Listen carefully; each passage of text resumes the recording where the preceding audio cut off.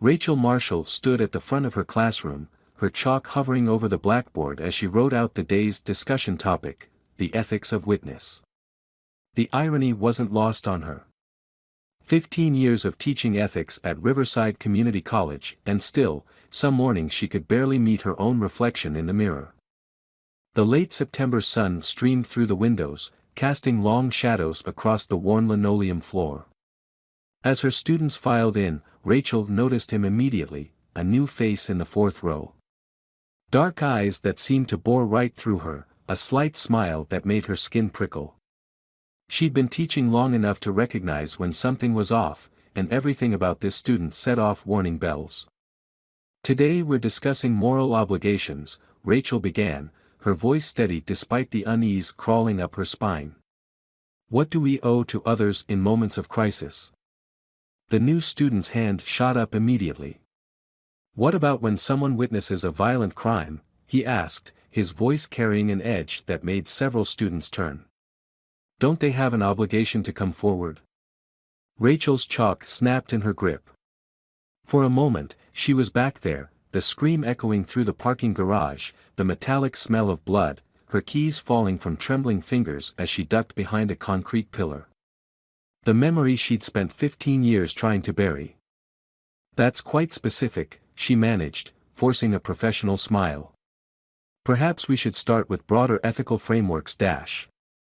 Like the framework that says we should prevent harm when we can." He leaned forward, those dark eyes never leaving her face. "What about when someone's silence allows a criminal to hurt more people?" The classroom felt suddenly airless. Rachel glanced at her roster, searching for his name. James Miller. It meant nothing to her, but something in the way he watched her, in the calculated precision of his questions, told her this wasn't random. Through the rest of class, James kept pushing, each question more pointed than the last. He knew details, specific details, about that night 15 years ago. Things that had never made it into the police report because she'd never filed one. Things only someone intimately connected to that night would know. When class ended, Rachel gathered her materials with shaking hands. As students filtered out, James lingered, taking his time with his backpack. "Interesting discussion, Professor Marshall," he said softly. "I'm looking forward to learning more about ethics from you. Especially about moral courage and cowardice." Rachel waited until the building had emptied before she allowed herself to break down. In her office, she pulled out the newspaper clipping she'd kept all these years, her own private penance. The headline still had the power to make her chest tight: "Local business owner Thomas Miller arrested in string of violent assaults." She remembered the detective who tracked her down afterward, his quiet disappointment when she'd refused to testify. "We have enough to convict him anyway," he'd assured her. "But your testimony could have shortened the investigation. Could have prevented the last 2 attacks." The weight of those words had haunted her for 15 years. And now James Miller, it had to be his son, was sitting in her classroom, armed with the truth she'd tried so hard to forget. Her phone buzzed, a text from Michael, her closest friend on faculty.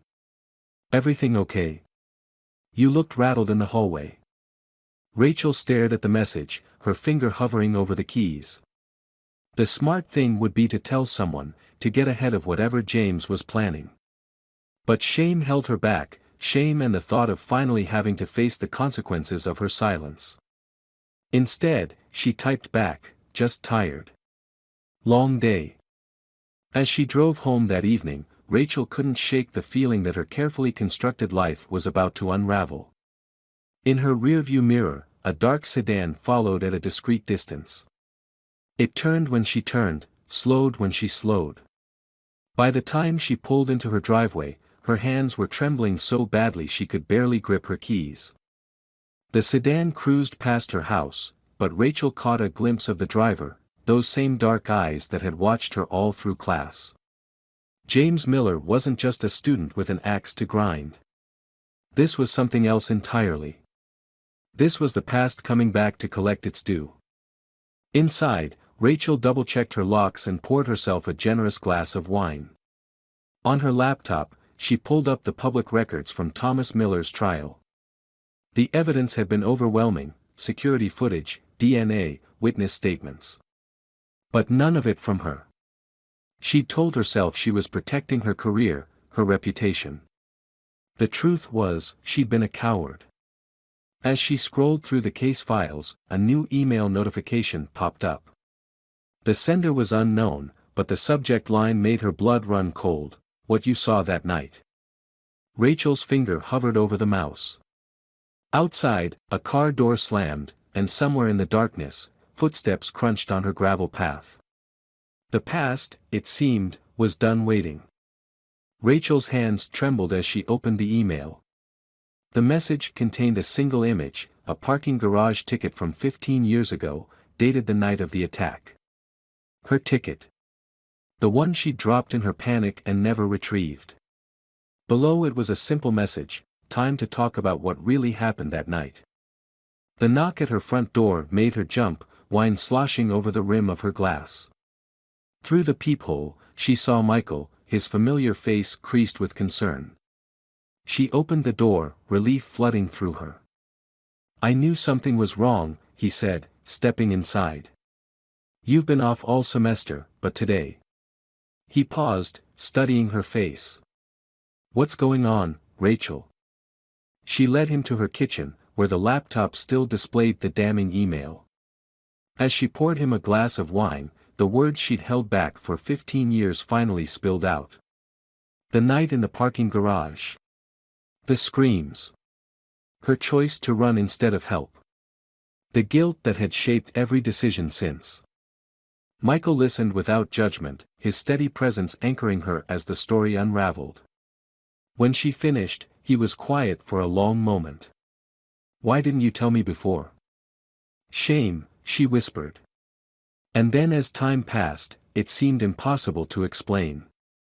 "I built this whole life, this career teaching ethics, all while carrying this secret." She laughed bitterly. "The irony isn't lost on me. And now his son is in your class." Michael's voice was grave. "Have you looked into him? His background?" "I tried. There's nothing in his student records except basic information. It's like he appeared out of nowhere." "That's not possible," Michael said, pulling out his phone. As head of the philosophy department, he had access to more detailed records. Every student has a paper trail, previous transcripts, recommendations. He scrolled through databases, his frown deepening. "This is strange. His application materials are minimal, and the references don't check out. I'm calling campus security." "No," Rachel said quickly. "If this becomes official, everything comes out. My career, my reputation. Your safety is more important than your reputation." Michael's voice was firm. "This kid is stalking you, Rachel. He followed you home."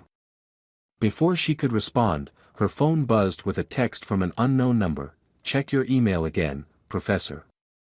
Your silence had consequences. Time to see them all." The new email contained a folder of news articles, not about Thomas Miller's attacks, but about what came after. A series of similar assaults in another state, after he'd made bail but before his trial. Cases that might have been prevented if she'd come forward sooner. "Oh God," Rachel whispered, scanning the headlines. The nausea rose in her throat as she realized the full scope of her silence. Michael read over her shoulder, his face darkening. "This isn't just about guilt or revenge. James is trying to break you down systematically. He's planned this." "Of course he has," Rachel said quietly. "I helped destroy his father's life. Now he wants to destroy mine." "His father destroyed his own life," Michael countered. "And probably his son's too. You're not responsible for their choices." But Rachel barely heard him. Another email had appeared, this one containing a single video file. The thumbnail showed a familiar face: Detective Samuel Roberts, the officer who tried to convince her to testify. The video was dated 3 days ago. "I have to see this," Rachel said, her finger moving to click play. Michael caught her wrist. Not alone. Whatever this is, you don't have to face it by yourself anymore. Rachel stared at the frozen image of the detective, remembering his words from 15 years ago. We have enough to convict him anyway. She'd clung to that absolution, used it to justify her silence. But James Miller was right about one thing: silence had consequences. And hers had rippled out in ways she was only beginning to understand. Play it, she said softly. It's time I faced the whole truth. The video began to play, Detective Roberts' aged face filling the screen. Behind him, Rachel could make out the familiar walls of the police station. Hello, Professor Marshall, he began, his voice heavy with 15 years of accumulated knowledge. There's something you need to know about the night Thomas Miller was arrested. Detective Roberts' weathered face filled the screen, his eyes carrying the weight of decades on the force. I've thought about you often over the years, Professor Marshall. About the fear I saw in your eyes that night when we asked for your statement. I didn't understand then. I do now. Rachel leaned forward, barely breathing. Michael's hand found hers, offering silent support. What we didn't tell you, Roberts continued, was that we'd been watching Miller for months before his arrest. There were other witnesses before you, Professor. People who saw things, who could have spoken up. But they were afraid. He had a way of finding people who were vulnerable, isolated. People with something to lose. The detective's words transported Rachel back to that night. She'd been working late, grading papers, trying to prove herself worthy of the tenure-track position. The parking garage had been nearly empty. She'd heard the struggle before she saw it, a woman's muffled cry, the sound of something heavy hitting concrete. The woman you saw that night, Roberts said softly, she survived. But she wasn't his first victim, and she wasn't his last. The truth is, Professor, your silence wasn't unique. It was part of a pattern Miller cultivated. He chose locations where people would hesitate to get involved, times when witnesses would have reasons to protect their own interests. Rachel's wine glass trembled in her grip. She'd spent 15 years believing she was uniquely culpable, uniquely cowardly. The revelation that she was part of a larger pattern didn't absolve her, but it shifted something in her understanding. I'm sharing this now because his son contacted me, Roberts continued. James is troubled. He spent years building a narrative about his father's arrest, about the people he believes betrayed him. But he doesn't know the whole story. None of us did, until recently. The video cut to crime scene photographs, not from the night Rachel witnessed, but from other incidents. Earlier ones. The detective's voice continued over the images. Thomas Miller's crimes started long before that night in the parking garage. The earliest ones we've confirmed were within his own home. Rachel felt Michael's hand tighten around hers as the implications sank in. James was 12 when his father was arrested, Roberts said. But the abuse in that household started much earlier. The psychological manipulation, the culture of silence, James grew up in it. What you're dealing with now, Professor, isn't just about your choice that night. It's about a lifetime of trauma being redirected. The video ended with Roberts providing his current contact information. When you're ready to talk, I'll be here. This time, you don't have to face it alone. Rachel sat in silence, processing. All these years, she'd carried her guilt like a stone in her chest, letting it shape her life, her career choices, even her relationships. The truth was more complex, more heartbreaking than she'd imagined. I need to understand more, she said finally, reaching for her laptop. About James, about what really happened in that family. Michael caught her arm gently. You need to rest first. Process this. We can start digging tomorrow. But Rachel was already typing, searching through archived news articles about the Miller case. Most focused on the attacks, the trial, the conviction. But buried in local news coverage, she found a small item about a domestic disturbance call to the Miller residence, years before the attacks began. The responding officer's name was familiar, Samuel Roberts, then a rookie cop. He knew, Rachel whispered. Roberts knew the family, knew what was happening, long before the attack started. Her phone buzzed with another text from the unknown number. Ready to hear my side of the story? Rachel stared at the message, her mind racing. For 15 years, she'd lived with the consequences of silence. But now she understood that the story she'd been telling herself wasn't the whole truth. James Miller wasn't just an angry son seeking revenge, he was a survivor of his father's abuse, trapped in his own cycle of trauma and silence. I need to meet with him, she said quietly. Michael started to protest, but Rachel held up her hand. Not alone. Not without precautions. But I need to hear his story. Really hear it this time. She typed out a response, yes. But on my terms. The reply came almost instantly, tomorrow. Noon. The campus chapel. Bring whoever you need to feel safe. Rachel looked up at Michael, seeing the concern in his eyes. Will you come with me? He nodded without hesitation. Of course. But Rachel, are you sure about this? She wasn't sure about anything anymore. The neat categories of right and wrong she'd built her career around were crumbling. But in their place, something else was emerging, a more nuanced understanding of truth, of justice, of the complex web of choices and consequences that bound them all together. No, she admitted. But I'm done hiding from the past. Whatever James needs to tell me, whatever truth he's carrying, I need to hear it. We both deserve that much.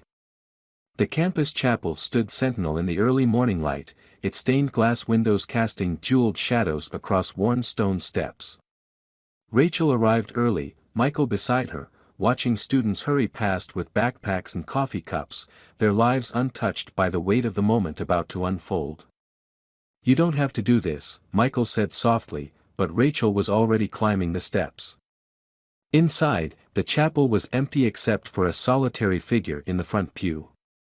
James sat with his shoulders hunched, looking younger and more vulnerable than he had in her classroom. When he turned at their footsteps, Rachel saw something she'd missed before, the shadow of a frightened child beneath his carefully constructed anger. You brought backup, James said, his voice echoing in the sacred space. Smart. That's more precaution than my mother ever took. Rachel sat in the pew behind him, close enough to talk, far enough to maintain distance. Michael positioned himself at the end of the row, a steady presence between them and the door. Tell me about her, Rachel said quietly. Your mother. James's hands tightened on the wooden pew. She died last month. Cancer. That's what finally made me look for you. He pulled out a worn leather journal. I found this in her things. She'd been keeping track all along, every incident, every bruise, every time she thought about speaking up but couldn't. His voice cracked slightly. She wrote about that night in the parking garage. About seeing you there, hiding behind the pillar. She understood why you ran. Said she'd done the same thing, over and over, until running became easier than staying. Rachel's throat tightened. James, I'm so sorry. I don't want your apology, he cut in, but the edge in his voice had softened. I spent years being angry at everyone who could have stopped him sooner, you, the neighbors who heard the fights, my mother's friends who saw the bruises. But Mom's journal, it made me understand something. He opened the journal, pages dense with cramped handwriting. She wrote about the small ways she tried to protect me. Taking extra shifts at work so I'd be at the neighbor's house when Dad came home angry. Teaching me to read his moods, to make myself invisible when necessary. She thought she was keeping me safe, but all she did was teach me that silence was survival. Rachel remembered Detective Roberts' words about the pattern of silence, the web of fear and shame that had protected Thomas Miller for so long. Your mother did the best she could with impossible choices. Did you? James turned to face her fully. Was your choice that night impossible, or just inconvenient? The question hit her like a physical blow. I told myself it was impossible, she answered honestly. I had my career to think about, my reputation. But the truth is, I was afraid. Not just of your father, but of having to step out of the carefully ordered life I'd built. It was easier to look away. Like everyone else, James said bitterly. Do you know what happened after that night? After you left? He pulled out another paper from the journal, a hospital report. The woman you saw, the one you didn't help. She was my mother's best friend. She'd finally convinced Mom to leave, to take me and run. Dad found out. Rachel's hands began to shake. Michael moved closer, but she waved him back. This was a truth she needed to face fully. She survived, James continued, but Mom lost her nerve. Convinced herself it was a sign to stay quiet, stay safe. We had 3 more years of walking on eggshells before Dad finally got caught.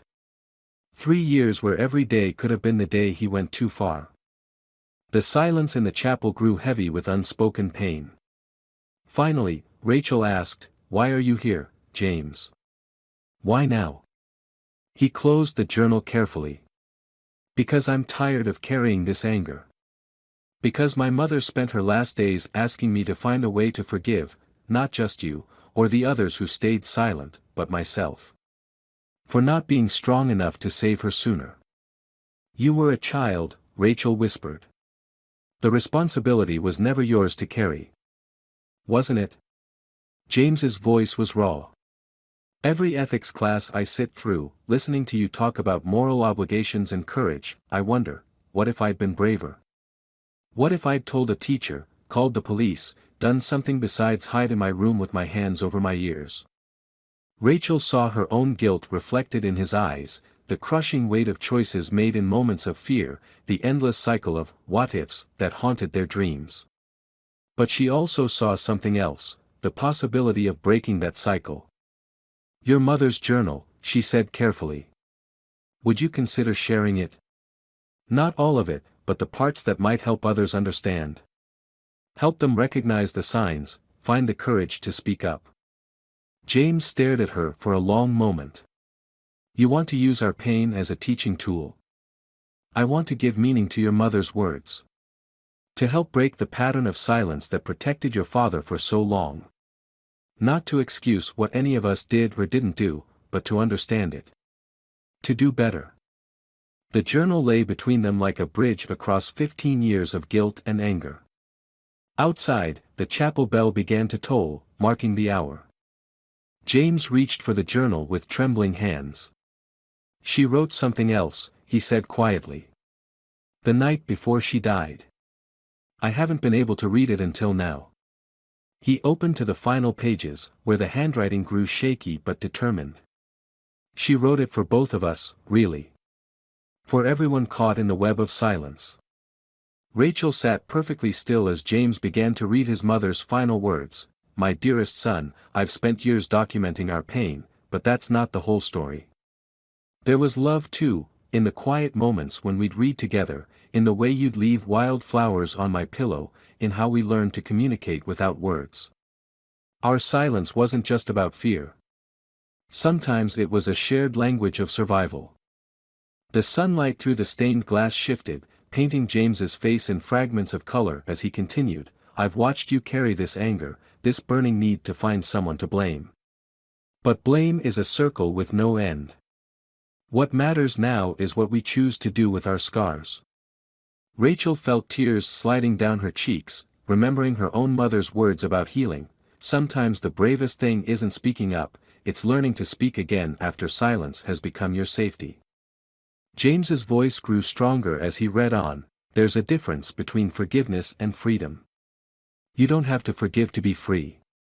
But you do have to find a way to carry your story without letting it consume you. To use it as a light for others still finding their way through the dark. Michael moved closer, his presence a steady anchor as James turned to the final entry.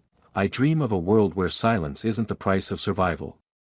Where the weight of speaking truth doesn't fall so heavily on those least able to bear it. Perhaps that's your path forward, James, not in vengeance, but in understanding. Not in tearing down walls, but in building bridges. The journal closed softly. In the quiet that followed, Rachel found herself reaching into her bag, pulling out her own journal, 15 years of teaching notes about ethics, about moral courage, about the complex reality of human choice. Maybe, she said carefully, we could create something together. Not just your mother's story, or my story, but a larger truth about how silence spreads, how it breaks, how we find our voices again. James looked up, his eyes meeting hers without anger for the first time. A teaching tool. More than that. A testament. To your mother's strength. To everyone who's had to choose between speaking and surviving. To the complexity of healing. Michael leaned forward.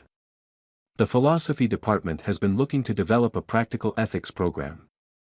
Something that goes beyond theoretical frameworks to real-world applications. This could be the foundation.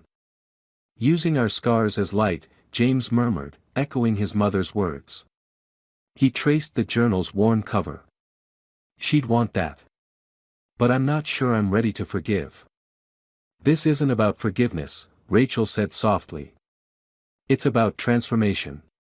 About taking something broken and making it into something that helps others find their way. The chapel had grown darker, the afternoon light fading to dusk. In the dimness, the distance between them seemed to shrink, their shadows merging on the worn wooden floor. I have conditions, James said finally. This isn't just an academic exercise. It has to be real, raw. No sanitizing the truth to make it palatable. Rachel nodded. Complete honesty. About everything, my choices that night, the system that failed your family, the complex reality of survival. And my father? The question hung in the air between them. Rachel thought carefully before answering. We tell the whole truth. Not just about his crimes, but about how silence protected him. About how communities can become complicit. About how healing requires more than just naming the darkness, it requires understanding how that darkness grows.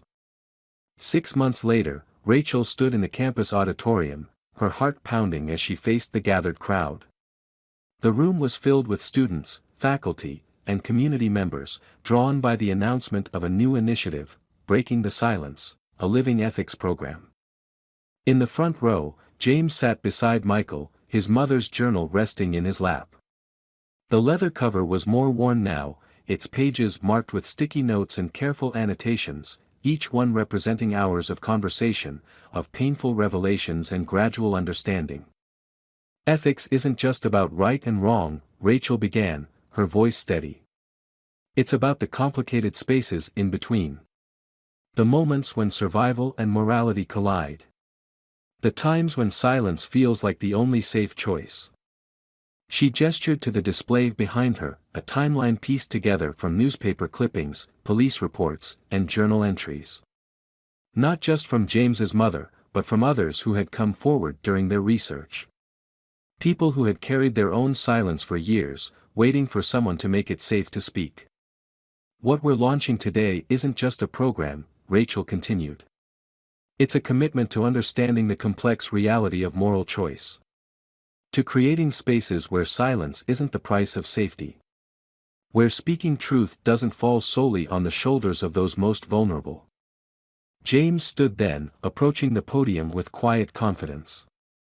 The angry young man who had entered her classroom seeking vengeance had transformed, not through forgiveness, but through purpose. My mother wrote about silence as a shared language of survival, he addressed the crowd. But she also dreamed of a world where that language wouldn't be necessary. Where communities would recognize the signs of abuse before they became patterns. Where reaching out for help wouldn't require extraordinary courage. Together, they unveiled the program's framework, a combination of academic study and practical support. Partnerships with local shelters and advocacy groups. Training for teachers, counselors, and community leaders.